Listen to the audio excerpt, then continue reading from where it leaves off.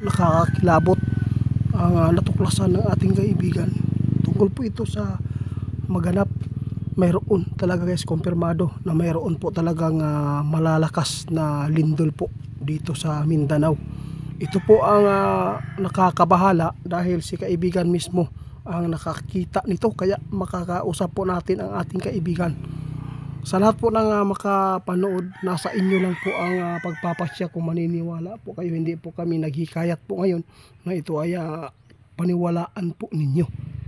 Pero nasa inyo lang, wala naman po mawawala kung paniwalaan po ninyo na ito po ang mga babala ngayon na nakuha ng ating mga kaibigan. Kaibigan? Bakit po? Bakit sinabi po ninyo Mindanao?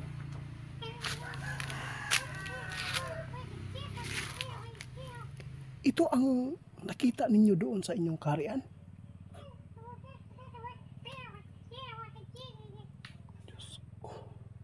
Sa lahat po ng taga Mindanao, nakakalungkot po itong balita ng ating kaibigan. Maghanda lang po daw tayo dahil mayroon pong nakita si kaibigan ngayon na may mangyayari na malakas-lakas na lindol dito sa Mindanao. Kaya sa lahat po ng mga taga-Mati, sa lahat po ng mga lugar na kung saan po ay nakasagupa, naka-experience kayo ng malakas, tandaan po ninyo ngayon ang sinabi ng ating kaibigan. Mayroon po siyang ipapaabot, kaya nagpaabot siya para po ay mapaghandaan kung saan po ang dapat natin puntahan para safety.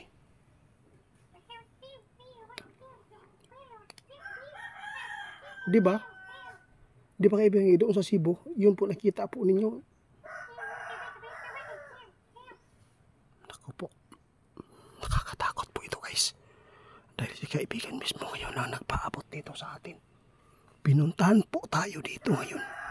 Kasi natakot si kaibigan guys, na baka ngayong Disyembre ay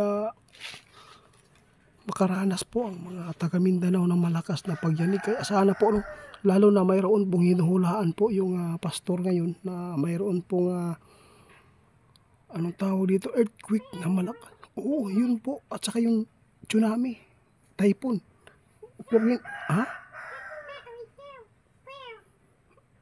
tandaan nyo guys, wala pong nakita si kaibigan na tsunami, pero ang typhoon, totoo po na mayroon talaga, at yung earthquake, yun po ang ating pag-ingatan at paghandaan sa lahat ng malapit po sa dagat.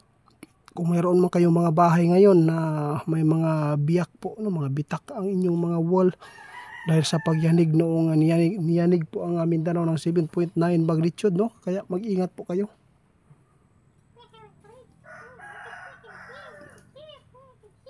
Maraming salamat kaibigan Dito po tayo guys, bahay kung saan natin ipinagawa. Dito natin nilalagay yung mga nahuli natin.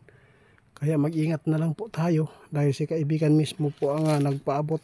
Nais lang po ng kaibigan na makatulong sa atin na hindi po ang mga tao magkapanti lamang doon sa malapit sa dagat, kung saan man ay nakakilabot kung nasa dagat po tayo kapag karoon po ng malakas na lindol dahil po ang tsunami. Hindi po natin alam, baka po yung mga hinuhulaan po ng taong ito, no, baka sumabay.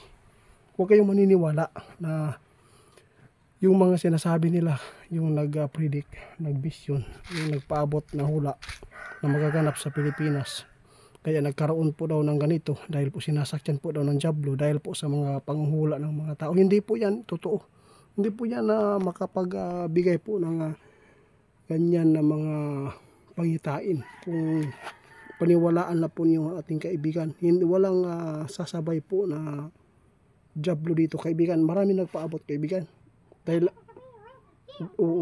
lang daw po sa panghula ng mga tao, ito ang naganap, nagkatotoo, at sinasakyan po daw ng diablo. Totoo po ba sinasakyan ng diablo ito? Hindi daw guys, hindi sinasakyan ng diablo ito. Alam po ninyo, yung mga hula, sa totoo lang, malaking bagay po yan sa tao at malaking tulong para makapaghanda. Ngayon, mayroon pong ipinapaabot si kaibigan sa Mindanao Mag-ingat kayo Mindanao Dahil po ang Mindanao guys, isa po dito tayo, ang pinakasinturin po ng lindol, lalo na doon sa Kabisayas. Mag-ingat tayo, sabi ng ating kaibigan. Natakot si kaibigan, baka po ay masalubong natin yung malakas na lindol ngayong Disyembre. Ito po, tandaan po natin kasi kahapon ay hinulaan na po ito ng ating kaibigan. Tingnan po inyo, 5.5 sa Davao ni Yanig. Kaya mag-ingat tayo.